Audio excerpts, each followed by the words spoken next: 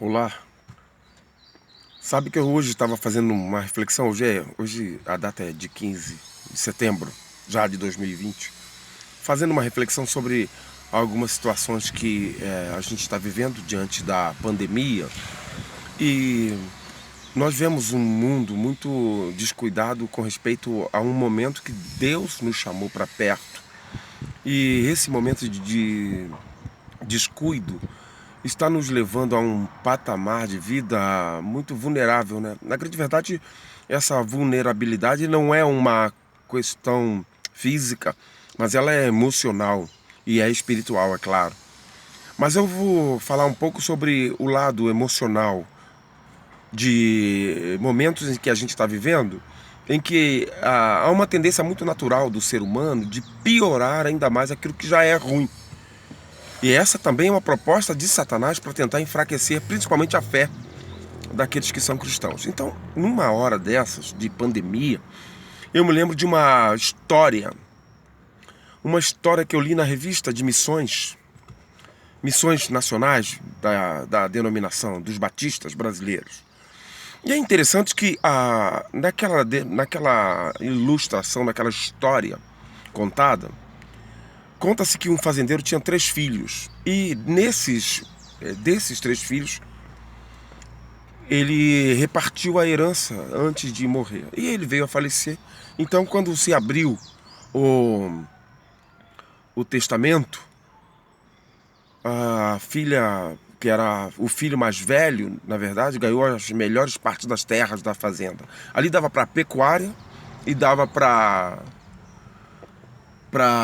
plantação. Ele optou, é claro, o filho mais velho ficou com a pecuária, que dá muito mais dinheiro, animais, né? Gado de corte, gado de leite, cavalos de raça. A filha do meio ficou com as partes da terra onde dava para fazer toda a agricultura. Então eles já tinham também um projeto de agricultura e ela ficou muito feliz com aquela situação que ela ia continuar rica. Mas para o filho mais novo, o velho pai deixou apenas as terras alagadas daquela fazenda. E aí então houve um burburinho de notícias na cidade e os amigos daquele jovem foram para a casa dele. E lá eles falaram: eu vim aqui, nós viemos com um grupo de seus amigos chorarmos por você, porque o seu pai não foi justo. O seu pai deixou para você apenas as partes alagadas da sua fazenda.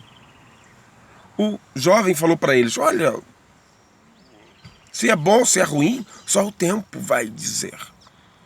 Então, eles passaram ali, tomaram café e depois foram embora. Passados algum tempo, houve uma grande seca naquela terra. E aí, então, tanto quem cuida de gado, quanto quem precisa de água para regar as suas plantações, vieram procurar aquele jovem. E ele vendeu água para muita gente daquelas terras, inclusive para os seus irmãos. E ele ficou muito rico e comprou outras fazendas com as águas que ele havia vendido. Sabe que houve então uma questão. Os amigos vieram de longe de novo. Viemos nos alegrar com você. Ah, é? Mas por quê? Porque você ficou rico vendendo as terras, as águas que tinha nas terras, que o seu pai deixou as terras alagadas. E aí então você não se aborreceu com aquilo, mas aproveitou o momento para ter paciência, diziam seus amigos. Aí o que aquele jovem falou para os seus amigos? Se é bom, se é ruim, só o tempo vai dizer. Passados um tempo, aquele homem ficou rico, muito rico, e ele comprou muitos animais, muitas outras terras, e já tinha se casado, estava com um filho de aproximadamente 18 anos já, e um dia o seu filho andou num cavalo selvagem e acabou tomando um tombo muito grande, caindo do cavalo, quebrou a perna. Os amigos vieram de longe falar para eles: olha, viemos aqui chorar com você porque o seu filho quebrou a perna. Ele falou assim: mas se é bom, se é ruim, só o tempo vai dizer. Moral da história: passados algum tempo, aquele país entrou em guerra com outro país. E o rei, o governo, mandou buscar todos os jovens da idade prontas para o serviço militar. Todos os jovens daquela região foram à guerra, menos o filho daquele homem, porque havia quebrado a perna. Moral da história: se é bom, se é ruim, O tempo vai nos ensinar grandes lições. O que precisamos entender?